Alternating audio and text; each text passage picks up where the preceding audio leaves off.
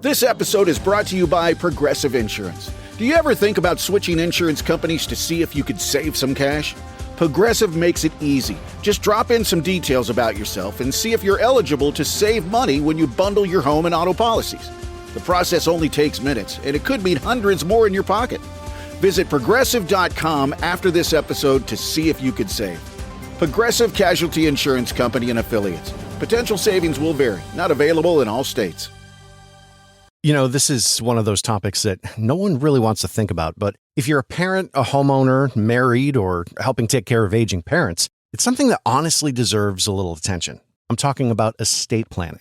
And before you tune out thinking it's complicated or expensive, that's actually why I want to mention Trust and Will.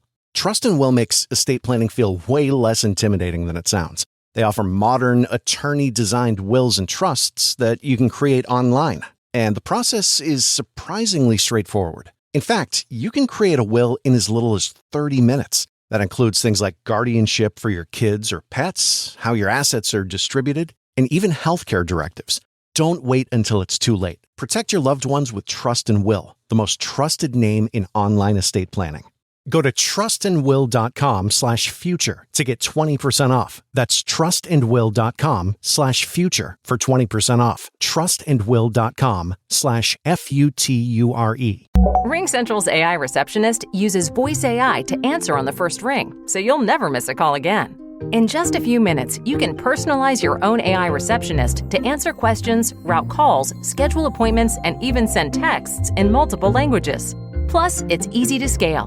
Create unlimited AI receptionists across any phone system. It's all powered by one reliable platform for effortless AI communications. See for yourself at ringcentral.com. RingCentral, voice of your business. The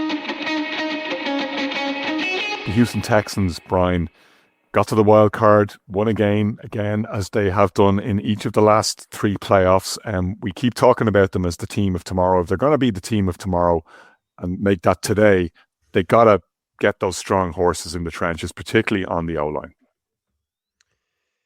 Yeah, that's where I'm going. Conor, I think it has to be offensive line. It feels like a bit of a patchwork situation. Like, to bring in White Teller from the Browns, who initially coming into free agency looked like one of the standout ones. It took him a while for the market to kind of evolve where he got picked up. Braden Smith's come in from the Colts, and it feels like they're kind of, not necessarily like a sticky tape, but it does feel like they're trying to find kind of experience. I did find it interesting, not only the moves that they didn't make, but if you look around the league at a couple of teams who you thought needed work on the O-line, Patriots, the Bears among them, apart from that massive move for Tyler Linderbaum, where did Tyler Linderbaum go in the end? He went to the Raiders, didn't he? Sorry, yeah. There wasn't a huge amount of O-line movement, and that's telling me that a lot of GMs reckon that there are good, healthy pickings to be had in this draft. Yeah, I mean, Ciaran will know better, but I think there's like two suggested that could potentially even go in the top 10. It probably won't play out that way because of the nature of other positions and the fact that Ohio State have 4 players, legitimate players that will go even top 5. So maybe they'll drop down slightly, and they might not get down as far as the Texans, because obviously been a playoff team this year. They're picking further down the line, but like, there seems to be stacked in terms of second round, third round. But it kind of feels like every year right now they're trying to put an offensive line together to allow CJ Stroud to kind of play in the same manner which he did the first year. And it hasn't really worked, but it has to be addressed. It feels like he's continually chasing shadows out there, and maybe this is the year in which they do it. Defense for me was they are a very good defense. I think they could do a little bit bump up on their defensive line. Yeah, they've got some great edge rushers, but look a little slightly bit short defensive tackle. Some of them have moved off in free agency, so maybe that's another area of need. But it'd be interesting to see where they do go. Again, sometimes in these drafts, kind of, by the time you're getting to that selection because you've had a successful season, kind of all bets are off. They may need to go defense because ultimately the offensive line that they want is not on the board, and they'll probably sit tight and take them in a different round. Unless I'd be interested to see what Ciaran's thoughts are on that one. For all, and we'll get to that in a moment, but for all we've expressed frustration with the Texans, Shane, they remain one of the better set-up rosters in the NFL on both sides of the ball. Yeah, active in free agency as well in ways that I thought were very interesting. Bringing in Braden Smith into that offensive line at tackle, which of course is a big move. Dave Montgomery and Reed Blankenship also coming into the fold as well. Like, they've been active and they've been trying to find ways to, I guess, keep things fresh. Because look, everybody's sitting back here and almost assuming that their first round pick is going on offensive line because that's the obvious area of need. But I mean, their defense, if you're standing still in this league, you're moving backwards. I can see a reason why, particularly in the front line, where they might want to keep things fresh there. So I'm not entirely against the idea of them using somebody for a defensive tackle, especially when you think that they kind of need somebody to start behind Sheldon Rankins, and so to keep that pressure on, because that is their strength. Sometimes when you're in this league, if you see a strength, you can double down on that and try to build on that as your for. Because look, let's be fair about this.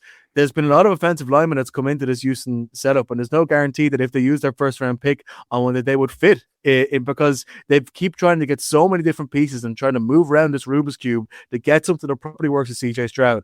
And maybe they might necessarily like one of these players that are going the first round and wait until the second or third to try and find that person and use that capital in D-line. I actually think that might be a smarter move for Houston here, because look, that offensive line, I don't even know whether it's a talent issue, whether it's just properly coaching system, trying to make sure that everything fits, because they've tried so many different players, particularly the right-hand side, as is coming under a lot of pressure, as we saw in the playoffs and the tail end of last season.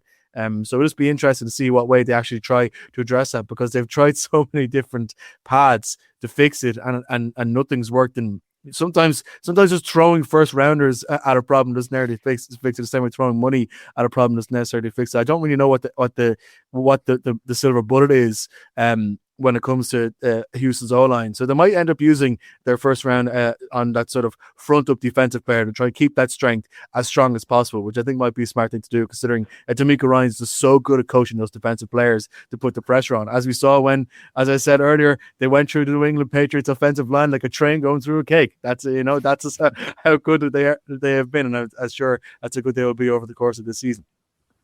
Shane, don't quote yourself with approval. Like one of us could have thrown that one out there for you. You could have even prompted us in the WhatsApp. Because I know for a fact you've all forgotten it, because it's such a terrible analogy. That's why I'm bringing it back up. No, I want grain in my brain. I want you to visualize the steam engine going through that Black Forest Gatineau. Actually, steam engine is even more evocative. That's I like that. Like that's actually upgraded the whole image now. I will embrace it from here on in. I'm sorry I ever doubted you, Ciaran. Speaking of doubt, though, the Texans, these are good problems to have. I mean, I have this team in a bucket alongside a couple of others that are maybe one good draft away from a Super Bowl if they play their cards right here. Absolutely. And a couple of years ago, I was really, really high on the Texans, and they didn't quite live up to those standards. I mean, we can say what we want about Stroud and his postseason struggles. He just can't get past the division round, but that's another conversation for another day.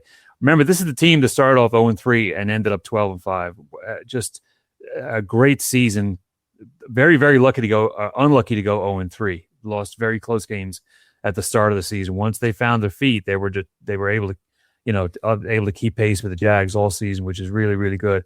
I like the pickups in free agency. I think Nick Caserio, I mean, he must have heard from other people, and he must have got a little rattled about the kind of deficiencies that were highlighted coming up to the playoffs with the, I don't want to say young kids, but definitely rookies. Jalen Noel, Jaden Higgins, Woody Marks, not exposed, but out there too soon, too much too soon. And, it was a little bit too much when they played the Patriots in the playoffs. So he's definitely heard that. So you see him bringing in Braden Smith, the experienced tackle, bringing in David Montgomery. For me, it's definitely got to be O-line as well. One thing we haven't really touched it, but one thing maybe to bear in mind is the Texans have the 28th pick, but they also have 2 picks in the second round. So there might be some draft finagling around. They might be up for throwing a couple of draft picks in people's way to move up the board in the first round as a tackle. Because I think, notwithstanding getting Braden Smith, they're going to need some more help on the O-line. And at this stage, whatever help they can get on the O-line is going to be big help, because we all know that deficiency. The defense, we all know about the defense. We don't need to go into depth with that. One concern I do have with the roster currently is the running back room, kind of like the Jaguars. I know Montgomery, a down year for him in Detroit. Is he going to fire back, and is he going to be, extra motivated? But him and Woody Marks, I'm not sure how, that doesn't really. Woody Marks is a real small dude. I think he's about 5'8", and Montgomery is not that big either. So it's I'm just trying to conceptualize and see what that's going to look like as a 1-2 tandem right now. So maybe they're going to look into a running back. Woody and Buzz weren't that big either, and what a duo they made. Maybe Woody and Montgomery would be just as good. See if he keeps his Knuckles name from Detroit. But yeah, I think O-line is definitely the move. And with the 28th pick, there's still some really good O-line prospects out there. They're going to need tackles. Caleb Lomu out of Utah, Blake Miller out of Clemson, two really big. I mean, these are 6'6", 6'7" dudes. And we're not going to go into their specifics and their mechanics, but those are some names to look out for in the latter parts of the first round. Running back, throw that position out there too. D tackle, I'll give you a name, Cade McDonald from Ohio State, another Ohio State guy. But for the Texans, it's got to be ramping up that offense. The good thing for them is that Nolan Higgins of a season under the belt. So does Woody Marks. So you have the groundings of a decent offense. I think they're definitely going to be looking to add to some wide receivers in there as well. But it's got to be O-line for me. There's no other place to go in the first round for them. I mean, if they want to pick 2 or 3 other tackles and guards, that's probably the way to go too. But it's got to be O-line and go O-line heavy. I like Woody Knuckles though. Hold that thought. That sounds like a 1920s baseball player. He's a 47-year-old alcoholic, runs a 6-second 40-yard dash. Greatest athlete alive, they say.